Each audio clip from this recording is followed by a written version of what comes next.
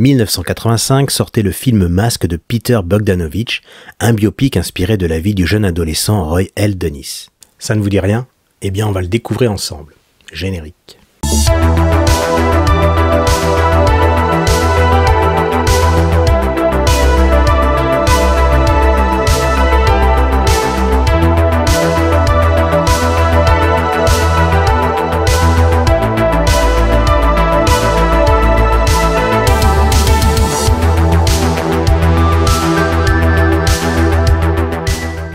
Peter Bogdanovich est un réalisateur, acteur et critique de cinéma ayant réalisé et joué dans La Cible en 1968 avec Boris Karloff, La Dernière Séance en 1971 avec Jeff Bridges ou encore Et tout le monde riait avec la sémillante Audrey Hepburn.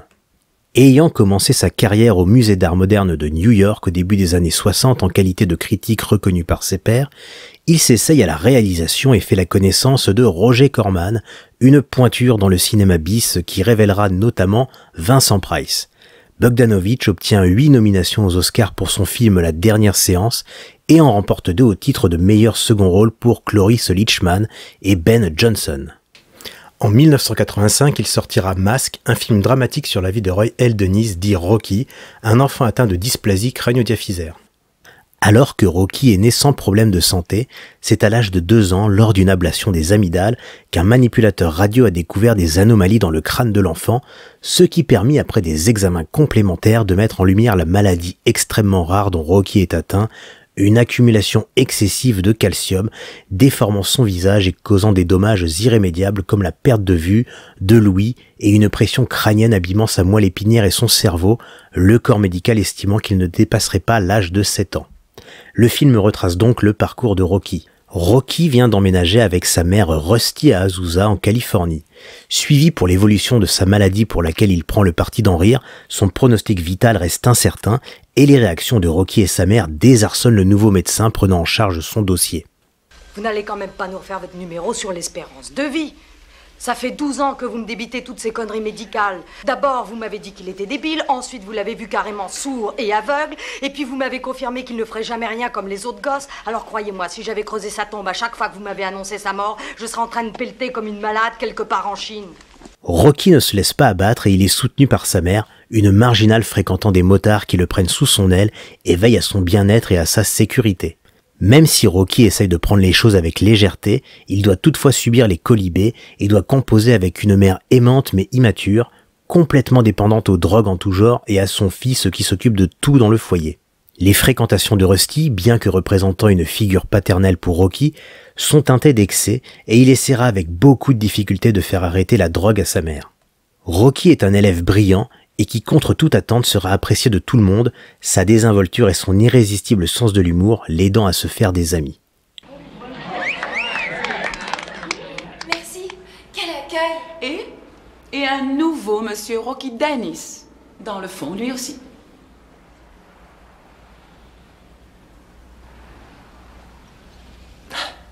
Merci, quel accueil!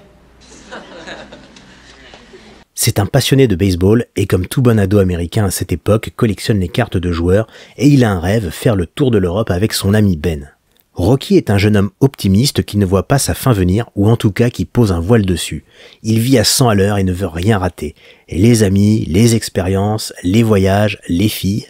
Rocky le sait, même si sa mère le regarde comme un garçon sans problème, son physique est un frein pour les filles et à son âge c'est une préoccupation bien naturelle. Rusty, même si elle ne laisse aucune faiblesse transparaître, demeure cependant au bout du rouleau, d'où sa narcodépendance sur laquelle elle se repose à la fin de la journée. Rusty, après que Rocky ait confié vouloir faire de la chirurgie esthétique pour plaire à la jante féminine, écumera les bars drogués jusqu'aux yeux et jettera son dévolu sur une jeune femme, une prostituée, et la ramènera au domicile familial pour Rocky. L'enfer est pavé de bonnes intentions et Rocky le prendra très mal. Il passera la nuit à discuter avec cette jeune femme, lui confiant ce qui est important pour lui. Cette expérience n'aura pas été si négative que ça, il prendra de l'assurance et s'apercevra qu'il peut aborder les filles.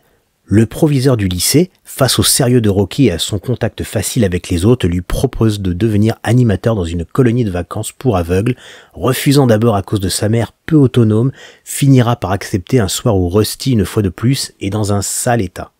Grand bien lui aura pris car il en sortira grandi et qu'il fera la connaissance de l'adorable Diana, une jeune fille aveugle qui lui apprendra à monter à cheval, lui apprendra à reconnaître les couleurs en utilisant la synesthésie, une aptitude que certaines personnes ont d'entendre les couleurs, de voir les notes de musique, une confusion des sens qui fonctionnera chez elle.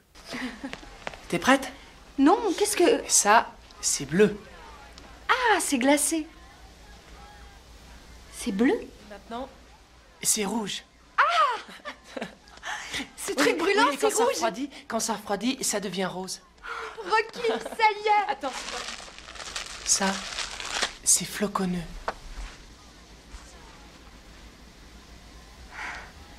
Waouh. Et ça, c'est ce qu'il y a de plus beau au monde. Rocky et Diana vivront une romance qui ne sera pas du goût des parents de la jeune femme et ne transmettront pas les messages téléphoniques adressés à Diana. Il décidera d'aller chez elle pour la voir une dernière fois.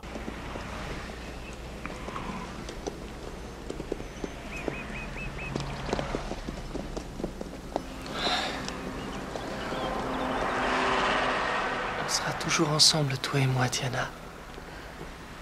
Même quand on pourra pas être ensemble. De retour chez lui, Rocky ne se sent pas bien et Rusty a un mauvais pressentiment. Mask est un film ne sombrant pas dans le mélodramatique. Bogdanovich prend le parti de faire un film positif et plein d'espoir, se centrant sur la relation tendre entre Rocky et Rusty et tout ce qui tourne autour. Personne ne connaît mieux Rocky que sa mère et malgré sa maladresse développe une forte complicité avec son fils. Rocky est enclin à de fortes migraines et seul Rusty est capable de les lui faire passer en leur parlant. Je voyage avec Ben. En quoi? Bateau. D'accord, vois-le dans ta tête et dis-moi.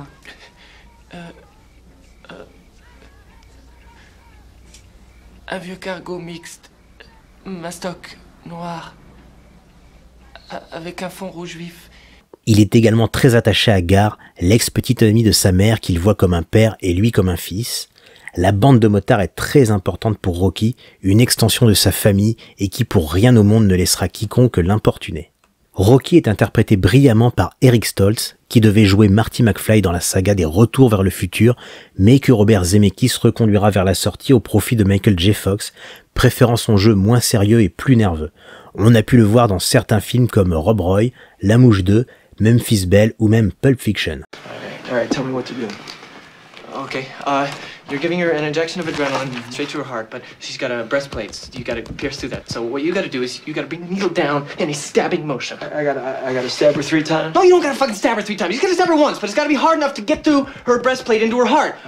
Il a également joué dans un film intrigant, Killing Zoe avec Jean-Hugues Anglade. Si j'arrive à mettre la main sur ce truc, je viendrai vous en causer. Rusty est joué par Cher qui consacra une partie de sa carrière au cinéma et ce rôle est sans doute son meilleur. Elle incarne son personnage à merveille. On a pu également la voir dans Éclair de lune de Norman Jewison qui nous a quittés il y a quelques jours avec Nicolas Cage et Danny Aiello où elle reçut l'Oscar de la meilleure actrice. Sam Elliott jouera Gar, reconnaissable entre mille avec sa fameuse moustache. On le connaît pour avoir joué notamment dans Tombstone de George Pan Cosmatos, Gettysburg de Ron Maxwell, Beauté fatale de Tom Holland ou encore The Big Lebowski des frères Coen. Diana est interprétée par Laura Dern, une des actrices fétiches de David Lynch, Blue Velvet, Sailor et Lula, Inland Empire et joue aussi dans Un monde parfait de Clint Eastwood et dans Jurassic Park de Steven Spielberg. Parmi les bikers, on retrouve Harry Carey Jr., un habitué des westerns, et Denise Berkeley dans beaucoup de second rôles de brut. Mask est ce qu'on appelle un film de commande. On a proposé à Bogdanovich le scénario de Hannah Hamilton Phelan, qui fut nominée au Writers Guild of America Award pour Mask et pour Gorille dans la brume de Michael Apted avec Sigourney Weaver. Elle fut également nominée aux Oscars pour Mask. Il accepta de réaliser le film car sa carrière était au point mort, essuyant quelques échecs commerciaux, et il fut touché par l'histoire de Royal Dennis, lui rappelant celle de John Merrick, Elephant Man, dont l'actrice et mannequin Dorothy Stratton était passionnée et avec qui Bogdanovich entretenait une relation sur le tournage de Et tout le monde riait, et qui fut assassiné par son ex-mari, ne supportant pas sa liaison avec le réalisateur. Le film reçut à sa sortie de très bonnes critiques dans le monde entier, cependant Peter Bogdanovich rencontre des problèmes avec Universal Studios lorsqu'il s'aperçoit au Festival de Cannes de 1985 lors de la projection du film que certaines scènes ont été amputées, notamment une scène où Rocky et Rusty chantent, ainsi que la bande originale qui devait en principe être composée par Bruce Springsteen. Le vrai Roy L. Dennis était un fan du chanteur, mais les studios ont coupé les scènes et changé la BO pour des questions d'argent, lui préférant Bob Seger, un poil moins coûteux.